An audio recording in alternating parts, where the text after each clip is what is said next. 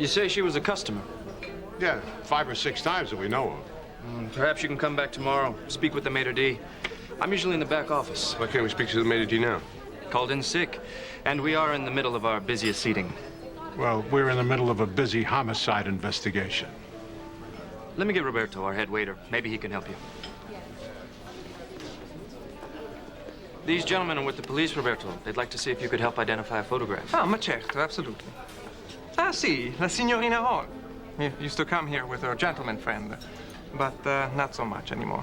You wouldn't happen to remember this gentleman friend's name?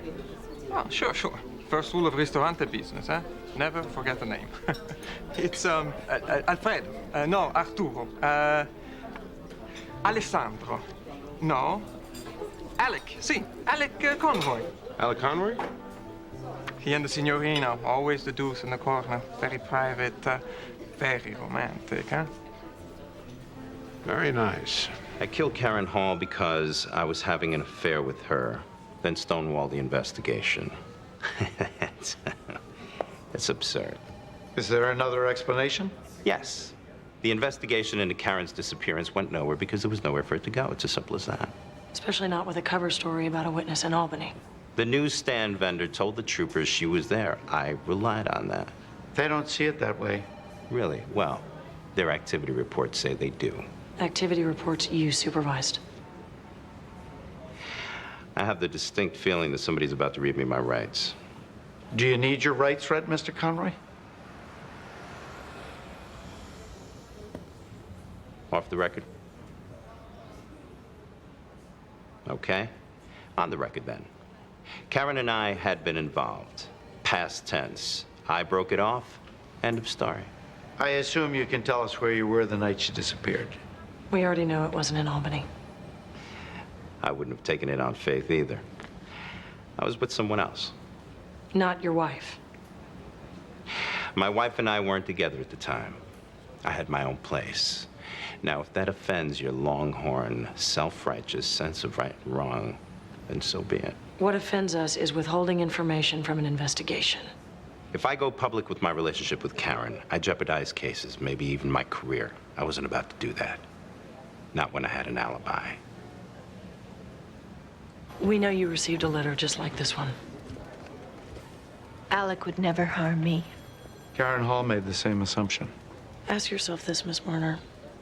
When this trial is over and Alec Conroy doesn't need you anymore, are you going to go out on your boat with him again? We know all about it. Security from the marina told us someone took your boat out that night.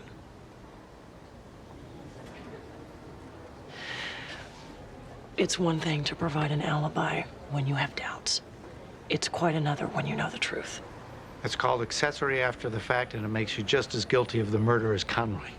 No man is worth 25 years in prison.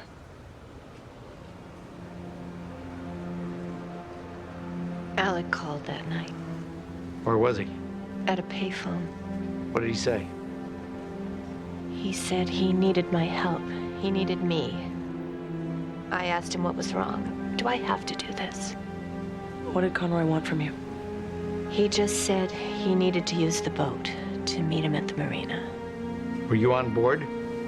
He took the key. Did he have anything with him?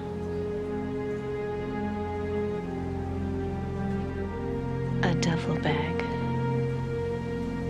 A big one. A plea. You can't be serious. Alec, let's hear them out at least. Hear what out? Without Dr. Breitel, all you've got is circumstantial evidence. We all know how juries hate to convict on that. And yet sometimes they do. Trust me, this one won't. They might, after they learn about all the blood in the bathroom. From what I understand from your forensic report, the blood couldn't be typed. It was too contaminated. Alec. I remember reading somewhere that bleach can do that. Aren't you forgetting about a large duffel bag you were carrying that evening? Oh, the one that Alice never actually looked into? It's in my closet. I could bring it in if you'd like. Of course, it could be one that just looks like it. Any event, I doubt Alice will be able to tell the difference either way. We also have a witness in the marina. A witness to what? A late-night cruise? Do you know how many times I've taken that boat out? Even when Alice's husband was alive. You don't seriously expect to walk on this. I understand you've never seen me in court. Consider this a preview. Stand.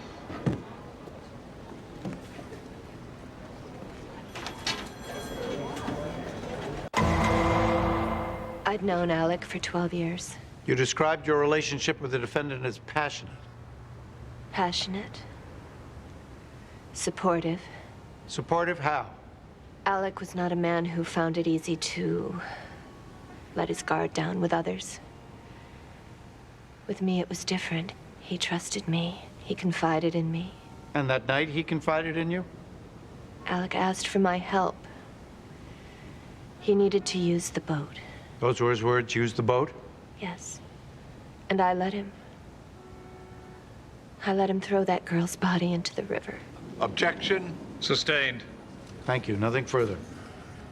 Doctor, please read the highlighted portion in the third full paragraph on page 2. In the light of this, Ms. Hall, I believe that Mr. Conroy should be considered an immediate and very real physical threat. What was the basis for your opinion? Mr. Conroy suffers from CDR, control domination response. In lay terms? He needs to feel that everything in his life, especially the people in his life, are under his control, domination. Specifically? Just look at the women in his life. Devoted wife, widowed mistress, aspiring employee. All of them share a vulnerability to him, a dependence. When Mr. Conroy realized he could no longer control Ms. Hall, you can see how her defiance could be perceived by him as jeopardizing more than just their relationship. Did he say he was going to kill Ms. Hall? He said he wanted to. And I believed him. Nothing further.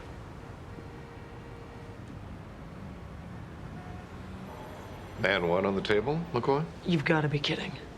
So what is? Murder 2. I can get that after trial. Not with a promise of 20 to life. Well, you're gonna knock 5 years off the bottom. And we take no position on parole. He might just see the light of day again. The light of day.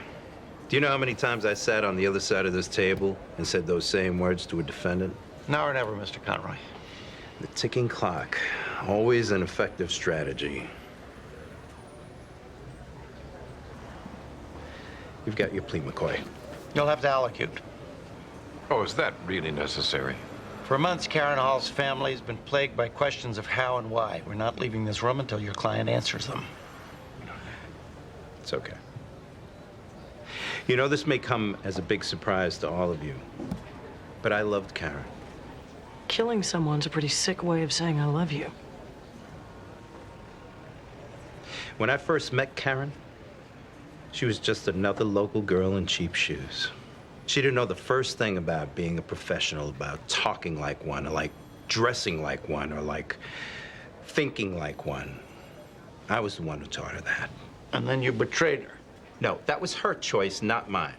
I was willing to give up my wife and my children for her. She just couldn't appreciate the sacrifice. So then? So then I called her late that afternoon and told her I had some new information about the case. She was reluctant about coming over to the apartment, but I told her it'd just be a few minutes. But I could tell in her voice she didn't want to come. But she did. Loyalty to the job, Miss Carmichael. I taught her that, too. Where'd you get the gun? Alice's, a few weeks before. What happened after Ms. Hall got there? At first, we talked about work. I wanted her to think everything was going to be okay. But then I brought up the relationship, and Karen said she was uncomfortable with the subject, that it was over.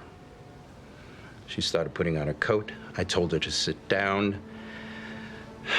She said I couldn't tell her what to do anymore. So I reached for her, and she pulled away. And she said that the thought of her being touched by me again made her sick. That's when she saw the gun. And she gave me this look, like she knew she'd gone too far. Why not just let her walk away? I couldn't. Karen should have known I could never do that.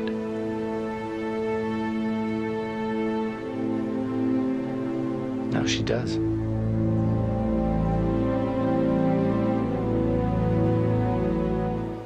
I proposed August 11th at the Water Club. She started to cry. So did I. So yes, we were engaged for exactly a month. I'm sorry. The worst thing is I never got to say goodbye. Have to work late tonight, Boo-Boo. We'll talk tomorrow. Love you. Bye. She called me Boo-Boo. Stupid, huh? Was that the night before? I can't bring myself to erase it. Did Kelly have a ring like this? We would have bought a house before we wasted money on something like that. I should have gone to her place when she was done with work. We could have had a glass of wine, and I would have spent the night. Come on, guys. It's not like I'm the first man on the planet to step out on his wife. And you ain't the first man whose mistress ended up dead either. What, the Trade Center's my fault, too? No, but we don't think she died in the Trade Center. You're saying what? We found a skeleton dumped in a lot in Hell's Kitchen that very well may be Kelly Summers. That's impossible. It had a ring that you paid for. I'm sure I'm not the only one who bought that ring. No, you're not. But it just so happens that everybody else has theirs. What happened? Kelly start to put a little pressure on? I have a wife and 3 children. I'm not going to announce my affair on the ticker in Times Square. I loved Kelly. What reason in the world would I have for wanting her dead? Maybe she wasn't opposed to that Times Square ticker thing. You were with her the night of September 10th. We had dinner. I dropped her off at her apartment. That's it. They found her hand, for God's sakes. And you caught a break. Kelly never got the chance to break the news to the missus. I've been through the 12 stages of grief, Miss Sutherland. Nobody told me I was gonna have to start all over again. I know how you feel, Mr. No, you don't.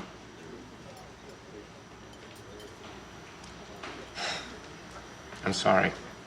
It's just, when you mourn, you try to start your life over. The world goes round, right? Lee and I met in a group. My brother was in ladder 66. I'm sorry. The emptiness, it still hasn't gone away. We try to tell ourselves it was fate. I knew Kelly better than anyone. I don't care what the email says. There's no way she was having an affair. If I could see her belongings. Sure. I didn't know what to do with them. I put them in storage. I'll give you the key. Kelly wasn't threatening to expose their affair, Jack. She wanted to call it off. That's what the email was referring to. She was dumping him, and he couldn't handle it.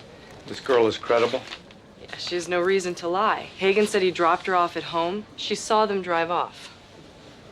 Doesn't mean he didn't bring her home later. She was dumping her lover, Jack. Believe me, she'd want to talk to somebody about it. And Molly was the only one who knew about the affair. Hagen lied to the cops. Doesn't prove he killed her. 2 years ago, he had an affair with the secretary and fired her when she tried to break it off. She had to get a restraining order against him. He can't stand to lose, Jack. Call Van Buren. What about Branch? There comes a time in every political life when a man has to risk getting a couple over easy right in the kisser.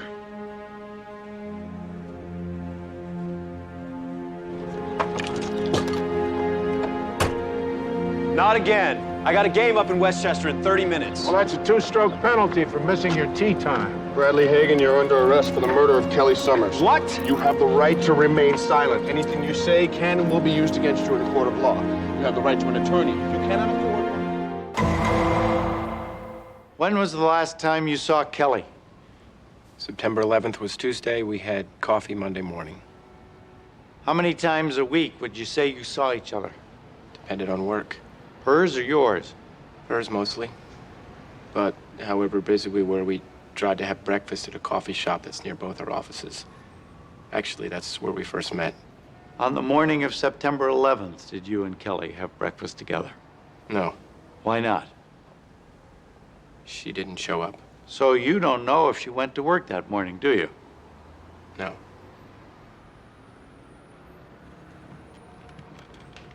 Was that the first time Kelly didn't show up for breakfast, Mr. Hausman? No. Sometimes her boss wanted her in early. So you didn't think twice about it when she didn't show? No. Not really. I'll show you what I'll call Defendant's Exhibit 4. Oh, my God. Approach. Let me have that.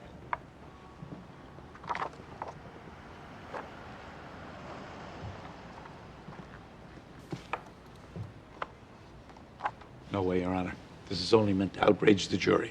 My client's defense is that the deceased died when the towers came down. This is evidence. Evidence to make the jury throw up? Rule of thumb. In my court, that's inadmissible.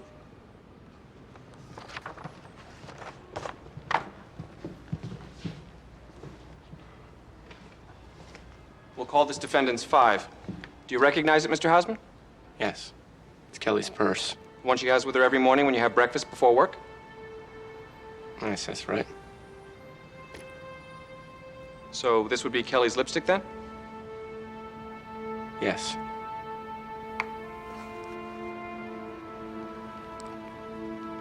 This would be Kelly's driver's license? Objection. Her compact? Your Honor. Her keys? Enough, counselor. Go ahead, Mr. Hausman, take it.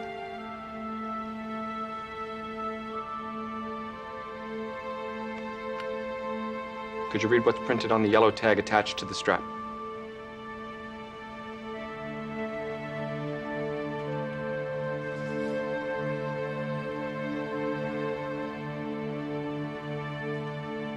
Found 112 yards northeast of Church in Vesey. Thank you, Mr. Hausman. A terrible thing happened to this country on September 11th. It affected some of us more than others. You have my heartfelt sympathy.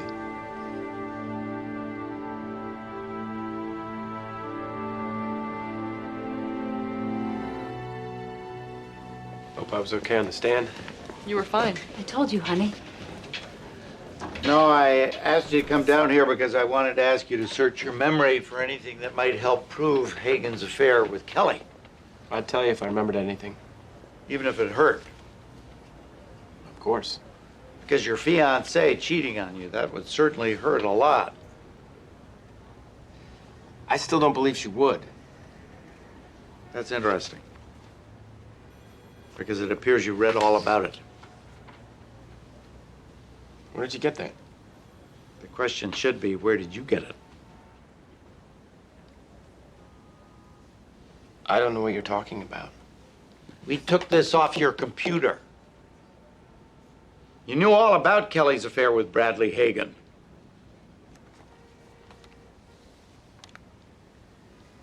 This is my email. Donald loves to surf the net, but somehow he keeps ending up in his lover's email. Let me ask you, Mr. Hausman. The money you received as compensation for Kelly's death, what did you do with it? I gave it to the Police and Firemen's Relief Fund. That's interesting because they have no record of it. I mean, don't you think that someone would record a $43,000 donation? That's a nice ring, Leah. Mr. Hausman give it to you? Let me guess. He gave it to you in mid-March. How did you know? It might have something to do with the timing of the check Mr. Hausman received as reparations for the loss of his fiancée.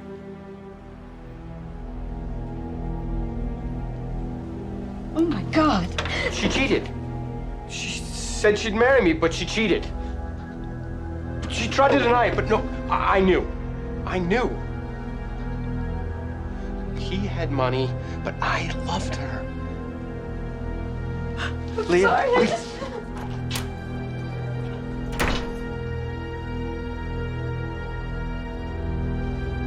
If you can't play with the big boys, cut them off.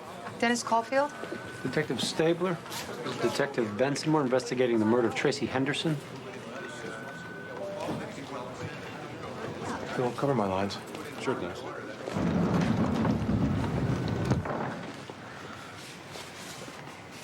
When? 2 nights ago. Oh, my God. That's why. Why? We had tentative dinner plans, but she didn't call. Did you try to call her? No, I just assumed she got caught up with her work. Yeah, she was so dedicated. What would you end up doing that evening? I ended up watching the Yankee game with my friend Bill Griswold. $150. This is just a formality, but could we get Mr. Griswold's phone number? Of course.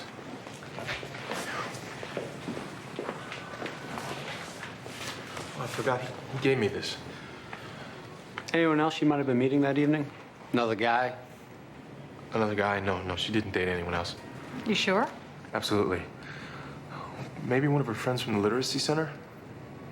Out clubbing with the girls? Did you ever find out why Tracy was in Times Square? All we know is she had tentative plans with her boyfriend, but she never called him. Now, you confirmed that against her phone logs, right? We pulled them, but... We got diverted by the Ridley investigation. Okay, so now you're diverted back. Dennis's alibi checked. If Tracy was leading a double life, the boyfriend would be the one to know. Did it seem like maybe he was holding something back? I didn't get that from him. He was very forthcoming, very helpful. Maybe too helpful? He was pretty quick with that card. His alibi's business card right in his pocket, just kind of... He was watching the game with his best friend. I know my best friend's number by heart.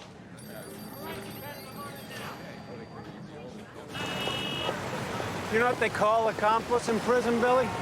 Bunkmate. 25 to life is a serious downgrading from the old lifestyle. Okay, Dennis's real girlfriend is a buyer for product from Scarsdale. They're probably gonna get married. How'd Tracy feel about that? Dennis just wanted a little strange before he settled down. Saw Tracy at a club one night, very hot. Every guy wants her, Dennis gets her. Problem is, the package doesn't match the wrapping. She's very inexperienced. A virgin. It was even her first glass of wine. She wakes up the next morning with a big hangover and in love with Dennis. So poor Dennis didn't get the jungle fever he was looking for. More like iced mocha. So what happened that night? She calls him up, wants to go dancing. Says she's even gonna wear something wild for once. But Dennis stood her up and went home alone. That's why he asked me to lie for him. He's my friend. So get a new one. There's nothing that links the boyfriend to Tracy's crime scene. There's gotta be something, and I'm not gonna go questioning him until we have something concrete to hold over him. Our luck, his lawyer's even slicker than he is. Let's go over it again. What are we not seeing here? What is there to see? We have no hair, no fibers, no prints. At the crime scene, he had a partial footprint.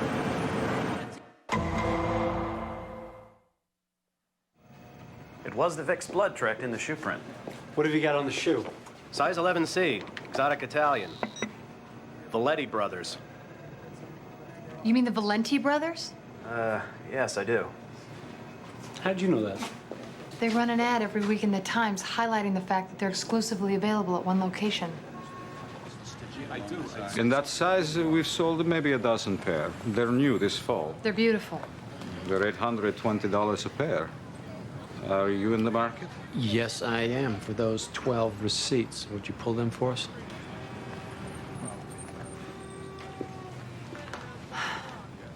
You want to know what kills me? Is even if we proved that he owned the shoes, he still had plenty of time to ditch them. Trust me, that jerk did not throw away $800 shoes. This is what we got from his place. This kid's a closet of Imelda Marcos. Got wingtips, tassels, white bucks, everything but the ugly-ass shoes you're looking for. We cover everything in that warrant. We searched his office, we searched his gym locker. We searched everything. Everything but the house he grew up in. Current voter's registration card. Still his legal address. That was taken spring break in Vermont. She loved to ski. She's quite pretty. Not anymore. You couldn't stomach the photos we got from the crime scene. Why are you telling us this? Because she was your son's dirty little secret. Although she was a lovely, decent girl who came from an affluent family, a lot like yours. Except she was black. Would you have had a problem with that? No, of course not. But he never mentioned her to you. This is insane. You don't know our son. Do you? What are you doing here? You mind if we take a look in your bag? Yeah, I do mind.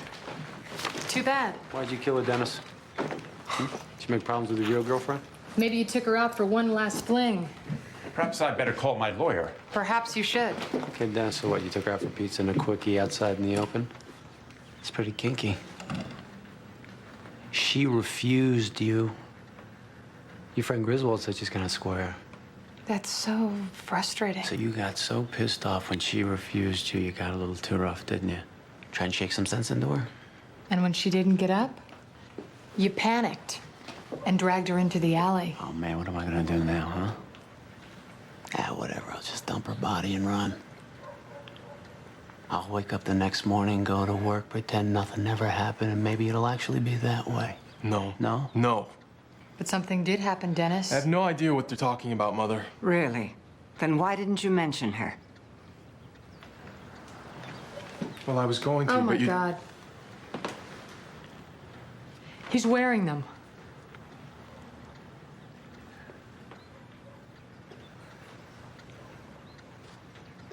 Nice shoes.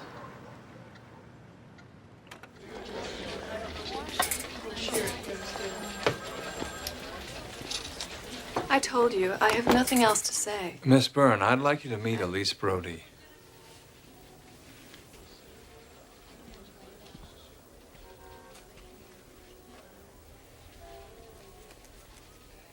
This is what Ned Loomis did to me. Oh. What time did he get to your apartment, Miss Byrne? He woke me. It was 2:30 in the morning. And what did he tell you? He said he had hurt Paige. He said it was an accident. It was her fault. An accident. Did he tell you what he meant? He told me he was drunk. She wanted him to have kinky sex with him. He said he didn't want to. He was engaged. And she dragged him into bed. And when he fought her off, he hurt her.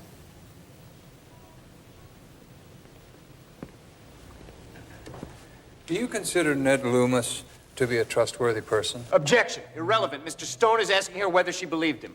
Overruled. The witness may answer the question. No. No, I don't find him to be a trustworthy person.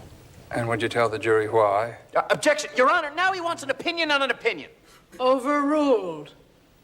Thank you, Your Honor. Once again, Miss Byrne, why do you consider the man you are engaged to be untrustworthy?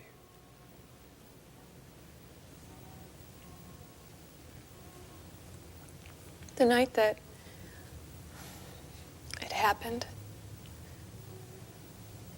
Ned told me that nothing like this had ever happened to him before. I believed him. Until I spoke to a woman who told me he had choked her. Objection, Your Honor. Hearsay. Mr. Stone knows damn well that you can't allow... Sustained. The jury will disregard that last statement. And you pull that again in my courtroom, you'll regret it.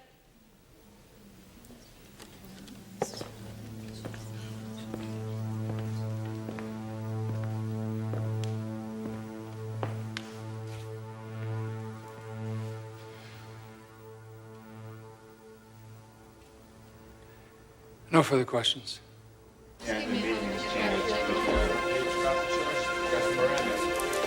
Ben, coming in. 3 hours, 12 minutes. It's way too fast. We're dead.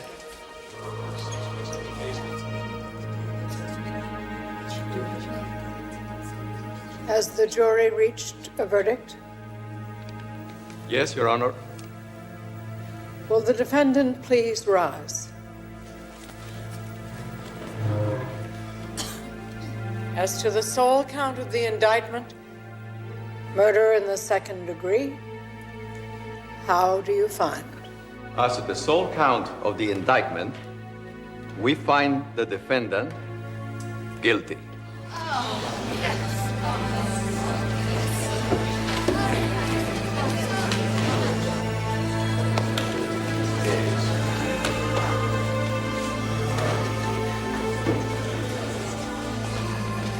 Feel good?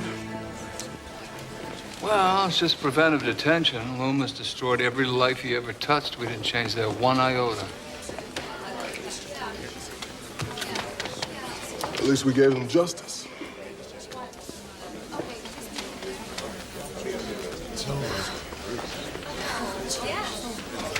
Justice doesn't give you grandchildren.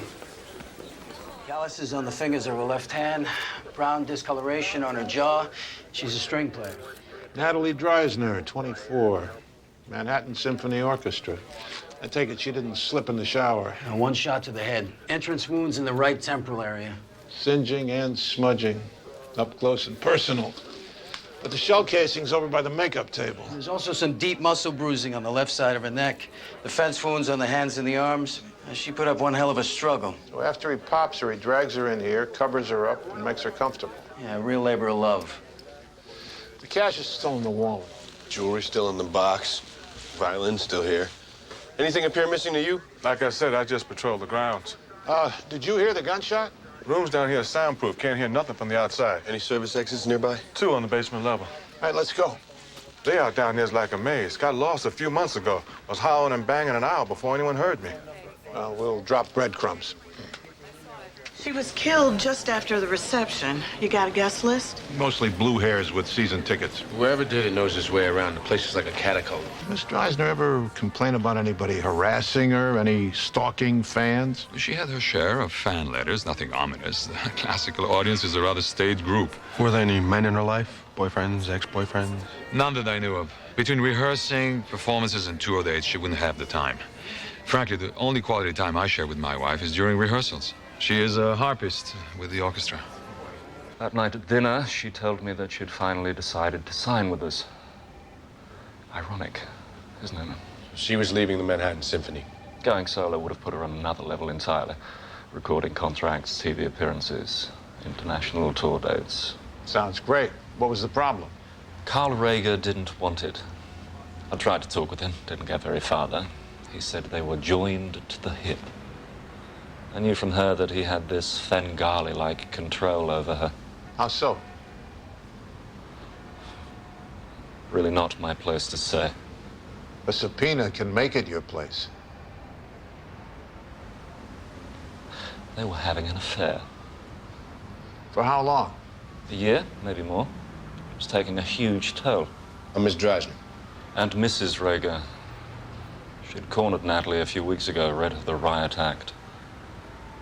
Natalie said that was one of the reasons she'd agreed to sign with us. She wanted to get away from it all, professionally and emotionally. Are you paying any attention at all to your rhythm? Because I can tell you, it's totally not specific. It's not just staying out of the rests. It's how you come in at the dotted 16ths. If you're not prepared to render this with any kind of precision, please don't waste my time. Sorry. I'll try it again. Don't try. Do it. What can I do for you? We need to ask you some more questions. Of course, I knew about the solo offer. I encouraged her to take it. Not worried about losing her? I've been conducting for 20 years. I've watched a lot of artists come and go. Including artists you've been sleeping with? At the risk of sounding crass, she wasn't the first. Is that why you neglected to tell us? That was out of respect. For whom, Miss Dreisner? And for my wife. Oh, she knew? Marion is an exceptional woman. I've always been candid with her. It's been 19 years. I don't expect you to understand. Do you think that he was in love with Miss Dreisner? No, absolutely not. So you didn't pull her aside and have a little chat about the sanctity of marriage? Their affair was dividing the orchestra. The other musicians felt she was accorded a special status. She would show up late to rehearsal. She didn't bother to review the scores. I had a bad day. I lashed out at her. Mrs. Rager, does your husband own a gun? Oh, I was raised in New York, and so when we moved up here, I was very uneasy at night. All that silence was deafening. So Carl bought me a gun. Mind if we take a look at it? I don't have it anymore. You see, a few months ago, a neighbor's house was broken into, and he was shot to death with his own gun. It just terrified me. What did you do with it? I dropped it in the Hudson River. Van Buren just called. Carl Rager has a Sig Sauer P225 registered in his wife's name. Oh, that's a big surprise. I found this button under the back seat. Tiny brown spots. Could be dry blood. There's also a small white fiber attached to it. There's a 2mm spot with a microscopic pattern of blood spatter surrounding it. Type matches the victim. You get enough for DNA? We sent it out. What about the fiber? Yep, high quality Italian knit cotton. White dress shirt of some kind. I love it when it all comes together like this. The relationship between the conductor and his string section is quite intimate. In the best cases, there is an implicit trust, a deep level of communication, and a shared passion. I had all that with Natalie. Over time, it led to a sexual relationship. Was there ever a violent nature to your relationship? Never. She was like a delicate flower. I gave her the freedom to bloom. I nurtured her. How could I destroy her? She was part of me. Mr. Rager, will you describe what you did that night after the concert? I went to my dressing room, showered, changed, and drove home to my wife in Chappaqua. And what time was that? About 11:30. What was your reaction when Miss Dreisner told you she was leaving you? She never told me any such thing. So Mr. Stern misunderstood what she told him she was meeting you to do? Either misunderstood or misrepresented. Was it misunderstanding or misrepresentation when you failed to tell the police about the affair between yourself and Miss Dreisner? Neither. It is that I didn't want to hurt my wife. There must be some mistake. There's no mistake. We contacted Alan Bostwick, your husband's CPA. For the past 3 years, Carl's been actively selling off stocks in mutual funds. He places the proceeds into a money market account, then withdraws the cash, and then wires the transfers to an offshore account in Switzerland. Here are the wire receipts and your husband's passport. There are also numerous trips to Switzerland, none of which correspond to tour dates. And you thought you were broke. Carl said we lost money in the market. That's why he hired Alan. Said he was a financial genius, that he could make up the money that we lost. Mrs. Rager, Alan Bostwick's specialty is helping rich guys hide assets from women they're planning on divorcing. Carl is not planning to divorce me. Do the math, Mrs. Rager. $2 million socked away for 3 years, and you haven't seen a penny. A year ago, your husband transferred the deed on your house in London. No. We sold that house less than 3 months ago to pay for legal expenses. Look at the deed of transfer. He still owns the house. It's just registered to his corporation. I know how hard this must be for you. He did all of this for her. A girl died, Mrs. Rager. He's now involved you not only in his infidelities, but in a murder. The orchestra gave a performance on the night of Miss Dreisner's death, is that right? Yes. Rachmaninoff. What happened after the performance? I went to Carl's dressing room to see if he was ready to leave. He said Natalie needed to see him. I told him I would wait. Was it your habit to wait for your husband while he was seeing Miss Dreisner? I knew that Natalie wanted to talk to him about her leaving the orchestra. I knew that Carl would be upset. I waited to see what would happen. Marion, please. Be quiet, Mr. Rager. You're not conducting here. He told me that Natalie wasn't leaving. I told him to go home. I told him that I would meet him there later. For God's sake, Marion. Objection. Spousal privilege. Can we get a recess? Mr. Rager, you will refrain from speaking out of turn. I need to talk to my wife. After he told me that she wasn't leaving, I knew what I had to do. Can't do this. I won't let you do this. That's it. Remove this man from the courtroom. My husband did not kill Natalie. I did. She's lying. She's trying to protect me. I must be allowed to speak with her. I'll see everybody in chambers now. Did you plan to kill this girl, Mrs. Rager? Once the affair took on a life of its own, once Carl proved to me that he was unable to relegate it to the insignificant diversions the others had been, once Natalie indicated that she had no intention of abiding the ground rules that I had laid down, I felt I had no choice. Marion, please.